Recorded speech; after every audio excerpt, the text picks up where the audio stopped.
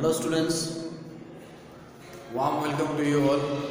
आज हम लोग पढ़ने जा रहे हैं क्लास 10 का contraception topic, how do organisms reproduce chapter का। So as we know the world population is increasing too much rapidly and we have limited resources, food and shelter, so we have to control our population.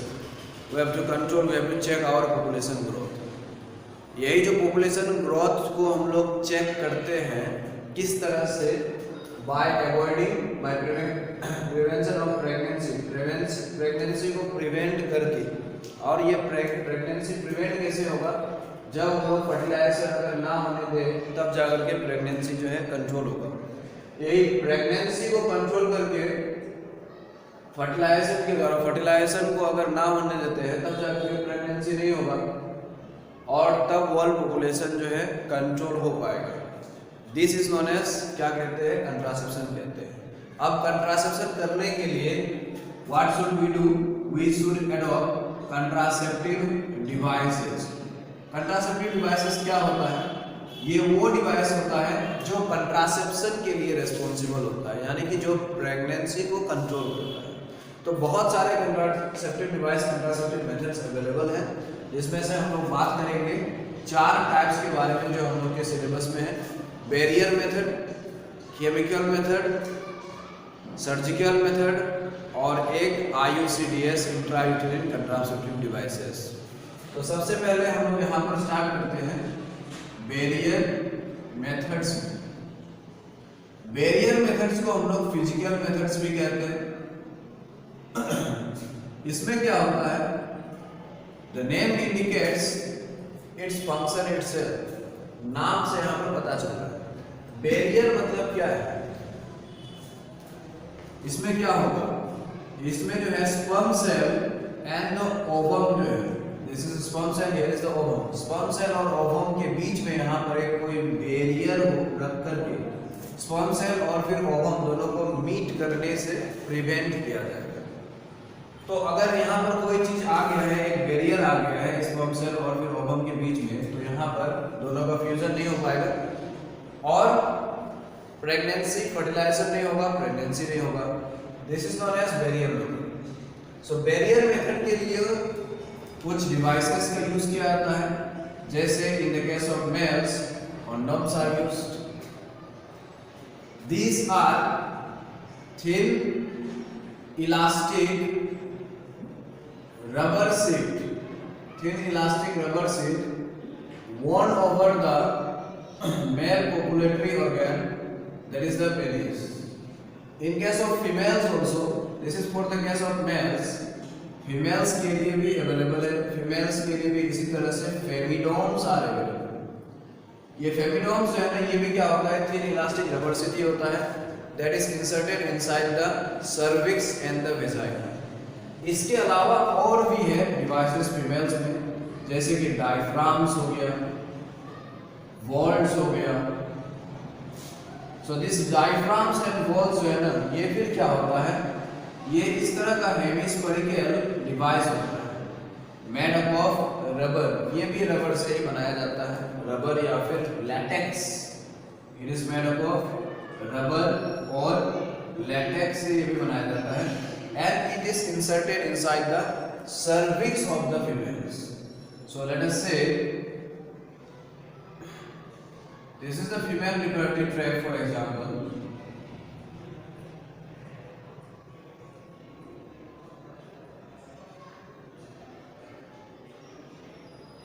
तो यहाँ पर ये female reproductive tract का cervix जो है, this is the cervix region. यहाँ पर जो है ना, ये डायफ्राम को इस तरह से ऐसे करके इंसर्ट कर दिया जाता है। सो ये क्या करता है? ये स्पर्म सेल्स जो यहाँ पर एंटर करेगा फीमेल रिप्रोडक्टिव ट्रैक्ट के अंदर में, ये स्पर्म सेल्स को और यूटिलस पे जाने नहीं देगा, यहाँ पर इसको रोक लेगा। इसको यहाँ पर एक बैरियर बन के इसको रोक देता है। सो the sperm cell will not be able to meet with the egg cell that is released from the ovary.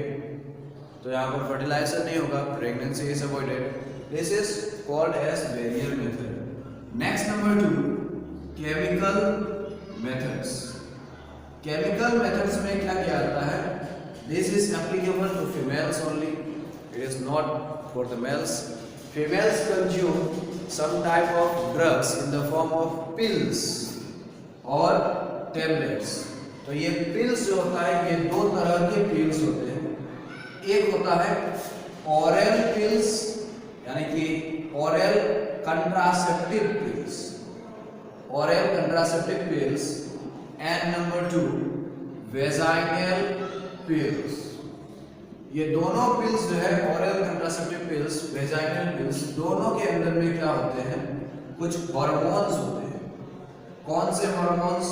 Hormones like progesterone और प्रोजेस्टोजेन, एस्ट्रोजेन, इसका कॉम्बिनेशन होता है.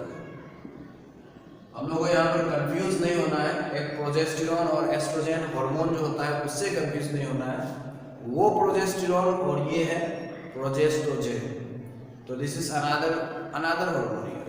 सो प्रोजेस्टोजेन एस्ट्रोजेन का कॉम्बिनेशन या फिर प्रोजेस्टेरोन हार्मोन होता है. ये सब हार्मोन्स क्या करता है? ये सब hormones act as spermicide. These hormones act as spermicides, मतलब कि स्पर्म को जो किल करता है, they are called as spermicide. So these hormones kill the sperm cells. जो यहाँ पर एंटर करने वाला होता है उस स्पर्म सेल्स को यूटेरस के अंदर में, सर्विस के अंदर में उसको किल कर दिया जाता है by the help of these hormones. And these hormones also makes uterus hostile. Hostile मतलब क्या है? अनफ्रेंडली या फिर इनिमी नेचर जो होता है. So hostile for the sperms. Sperm cell के लिए ये पूरा यूटेरस को जो है ना, यूटेरस को, सर्विस को एक हॉस्टाइल एनवायरनमेंट वहां पर बनाता है. देयर इज स्पर्म सेल्स को किल करता है. तो अगर स्पर्म सेल्स यहाँ पर किल हो गया तो फर्टिलाइजेशन नहीं होगा. This is chemical method. One very famous example of oral contraceptive pills used by females today is Saheli. Saheli is a pill which is available in the market and it is so much affordable, easily available. It has to be taken after every 21 days of the menstrual cycle. तो ये है barrier method, chemical method. बात करते हैं अब हम लोग surgical methods में आते हैं. सर्जिकल मेथड के बारे में बात करते हैं.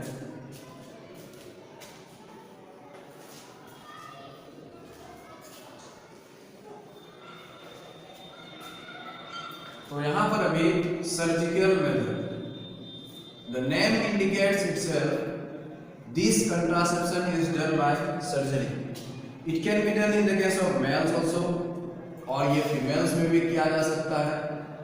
मेल्स में क्या होता है?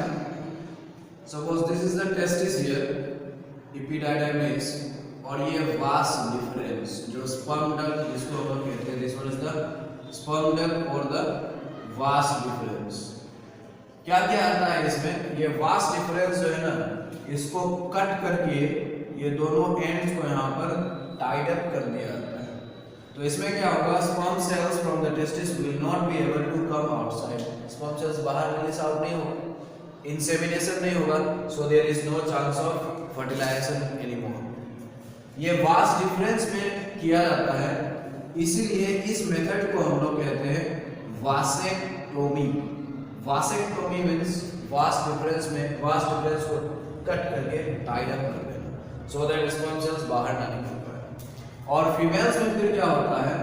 फीमेल्स में यहाँ पर ये फेलोपियन ट्यूब जो है, दिस वन इस इधर आते हैं, यहाँ पर ये फेलोपियन ट्यूब्स जो है, तो ये दोनों फेलोपियन ट्यूब्स को कट करके यहाँ पर ये दोनों एंड्स जो है ना, इसको टाइड अप कर देंगे. इससे क्या होगा? इससे यहाँ पर ये ओवम जो है, ओवेरी से ओवम जो रिलीज होगा, तो ओवम जो है ना यहाँ पर बाहर नहीं निकल पाएगा.